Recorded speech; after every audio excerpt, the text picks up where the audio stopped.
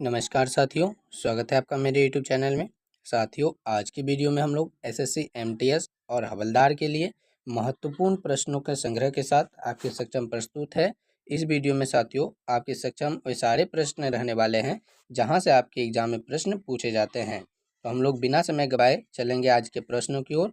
उससे पहले साथियों, यदि आप मेरे यूट्यूब चैनल पर नए हैं तो चैनल को सब्सक्राइब कर हमसे अवश्य जुड़ जाइए ताकि आप यहां से अपनी एसएससी एमटीएस की तैयारी को बेहतरीन कर सकें। तो साथियों, आज इसका पहला नंबर क्वेश्चन है, भारत में खोजा गया सबसे पुराना शहर कौन सा था? सही उत्तर हो जाएगा आपका हड़प्पा। हड़प्पा आपका बिल्कुल सही उत्तर हो जाएगा। जो भारत में खोजा गया साथियों सबसे पुराना स्थल है। इसकी खोज जो हुई थी 1921 ईस्वी में दयाराम साहनी द्वारा हुई थी। अगला नंबर प्रश्न है साथियों, स्वराज्य मेरा जन्म सिद्धांत अधिकार है किसने कहा था? तो इसका सही उत्तर हो जाएगा बाल गंगाधर तिलक जी। उसके बाद साथियों चलेंगे तीसरे नंबर प्रश्न की ओर।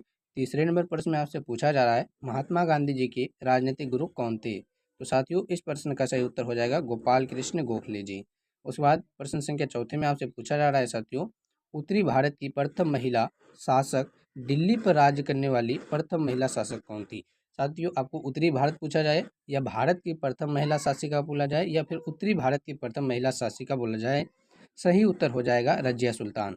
रजिया सुल्तान किसकी पुत्री थी? तो साथियों आपको याद रखना है इल्तुतमिश। इल्तुतमिश आपको याद रखना है, काफ़ी महत्वपूर्ण है। दिल्ली पर शासन करने वाली प्रथम महिला शासिका थी। चलेंगे उसके बाद अगले नंबर प्रश्न की ओर। प्रश्न संख्या 5 में आपसे पूछा गया है साथियों, सिंधु सभ्यता का पतन नगर यानी कि बंदरगाह नगर कौन सा था? तो सही उत्तर हो जाएगा साथियों लोथल। यह कहाँ पे था? तो गुजरात में। यह नगर कहाँ पे बसा हुआ था? गुजरात, आपको याद रखना है। उसके बाद अगला नंबर प्रश्न है साथियों, प्रश्न संख्या 6, भारतीय राष्ट्रीय कांग्रेस के संस्थापक कौन थे? तो सही उत्तर हो जाएगा ए ओ ह्यूम। भारतीय राष्ट्रीय कांग्रेस के संस्थापक ए ओ ह्यूम जी थे। भारतीय राष्ट्रीय कांग्रेस की स्थापना की बात करें तो 1885 में हो जाएगा साथियों। और इसके प्रथम अध्यक्ष की बात करें तो कौन थे साथियों? व्योमेश चंद्र बनर्जी। व्योमेश चंद्र बनर्जी, ये बात भी आपको याद रखनी है। चलेंगे उसके बाद अगले नंबर प्रश्न की ओर। प्रश्न संख्या 7 में पूछा गया साथियों आपसे, महात्मा बुद्ध द्वारा दिए गए प्रथम उपदेश को कहा जाता है? तो सही उत्तर हो जाएगा धम्मचक्र प्रवर्तक। धम्मचक्र प्रवर्तक के रूप में जाना जाता है। ये चीज़ भी आपको याद रखनी है। 8वां नंबर प्रश्न में पूछा जाता है साथियों, किस वेद की रचना गद्य एवं पद दोनों में हुई? तो सही उत्तर हो जाएगा इसका यजुर्वेद। यजुर्वेद आपका बिल्कुल सही उत्तर हो जाएगा। और सबसे प्राचीन वेद की अगर बात किया जाए तो आपका सही उत्तर हो जाएगा ऋग्वेद। क्योंकि साथियों ये बात आपको बहुत ज़्यादा जरूरी है जानना, इससे प्रश्न बनते हैं। वेदों की संख्या कितनी है? 4 है। तो साथियों चलेंगे अगले नंबर प्रश्न की ओर। प्रश्न संख्या 9 में आपसे पूछा गया है, भारत में समाचार पत्र, पहला समाचार पत्र साथियों किसके द्वारा शुरू किया गया? तो इसका सही उत्तर की बात करें सैयद अहमद खां, आपका बिल्कुल सही उत्तर हो जाएगा।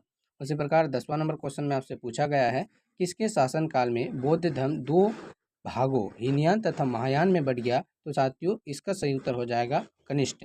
कनिष्ठ के शासनकाल में बौद्ध धर्म का विभाजन दो भागों में हीनयान और महायान में हो चुका था। चलेंगे उसके बाद साथियों अगले नंबर प्रश्न की ओर। प्रश्न संख्या 11 में आपसे पूछा जा रहा है, लोदी वंश का अंतिम शासक कौन था? तो काफी महत्वपूर्ण प्रश्न है ये भी आपका, इब्राहिम लोदी। इसी को साथियों हराकर बाबर ने मुगल वंश की भारत में स्थापना की थी। कब साथियों? तो 1526 के पानीपत युद्ध में।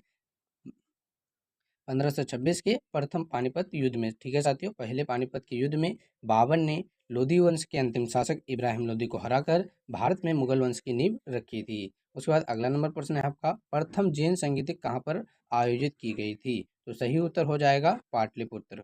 पाटलिपुत्र में भारत में प्रथम बार जैन संगीत की जो है आयोजित की गई थी। उसके बाद चलेंगे अगले नंबर प्रश्न की ओर। प्रश्न संख्या 13 में पूछा गया साथियों, दिल्ली के किस सुल्तान को इतिहासकारों ने विरोधियों का मिश्रण कहा? तो इसका सही उत्तर हो जाएगा मोहम्मद बिन तुगलक को। मोहम्मद बिन तुगलक को साथियों दिल्ली के शासकों ने क्या कहा? विरोधियों का मिश्रण कहा।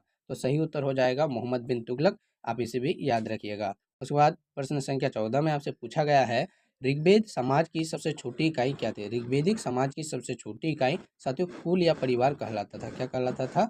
कुल या परिवार। आप इसे भी याद रखिएगा। चलेंगे उसके बाद अगले नंबर प्रश्न की ओर।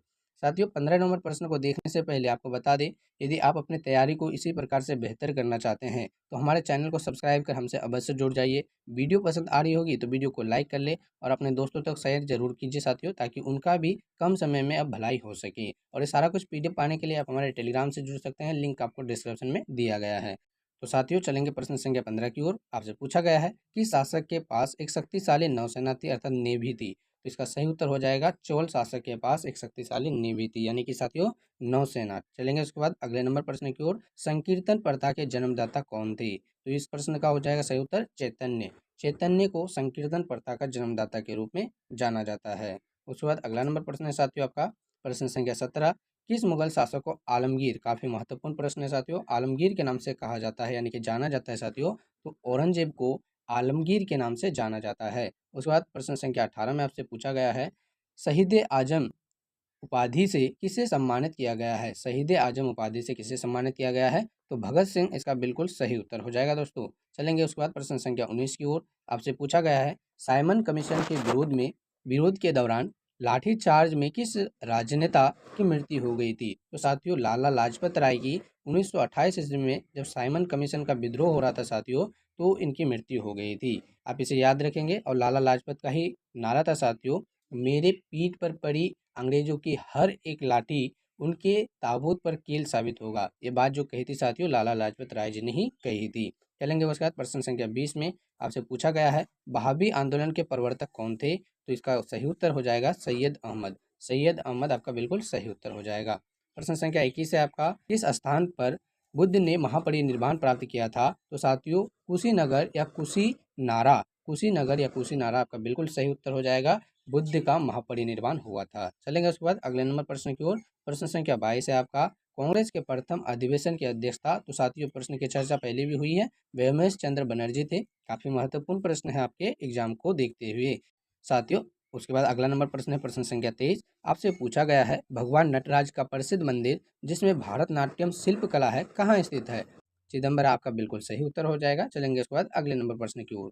साथियों अगला नंबर प्रश्न है महात्मा बुद्ध ने उपदेश देने हेतु किस भाषा का प्रयोग किया था? तो सही उत्तर हो जाएगा पाली भाषा। ये भी साथियों आपके एग्जाम में पूछा गया क्वेश्चन है। एसएससी एमटीएस के एग्जाम में यदि आप प्रीवियस ईयर के प्रश्नों को देखते हैं, हमारे ही वीडियो में साथियों प्रीवियस ईयर का प्रश्न आपका उपलब्ध है। वीडियो के द्वारा आपको सही से समझाया गया है। साथियों पीवाईक्यू का सारा कुछ प्रश्न हमारे प्लेलिस्ट में वीडियो के माध्यम से उपलब्ध है। आप चाहे तो उसे देखकर अपनी तैयारी में एक और साथियों जोर दे सकते हैं। तो आप उन प्रश्नों को जरूर देख लीजिए। सभी महत्वपूर्ण पीवाईक्यू के प्रश्नों को आपके वीडियो के माध्यम से डाल दी गई है। उसके बाद 25वां नंबर प्रश्न साथियों कुतुब मीनार के निर्माण को किस शासक ने पूरा किया? सही उत्तर हो जाएगा इल्तुतमिश। तो साथियों आज के लिए आपके 25 प्रश्न इस प्रकार से थे। आपको यहाँ तक वीडियो देखने के लिए आपका बहुत बहुत धन्यवाद। यदि चैनल को अभी तक सब्सक्राइब नहीं किए हैं सब्सक्राइब कर दीजिए, अपने दोस्तों तक शेयर जरूर कीजिए और साथियों वीडियो पसंद आई होगी तो इसे लाइक जरूर कीजिए। मिलेंगे अगले वीडियो में, तब तक के लिए आपका बहुत बहुत धन्यवाद।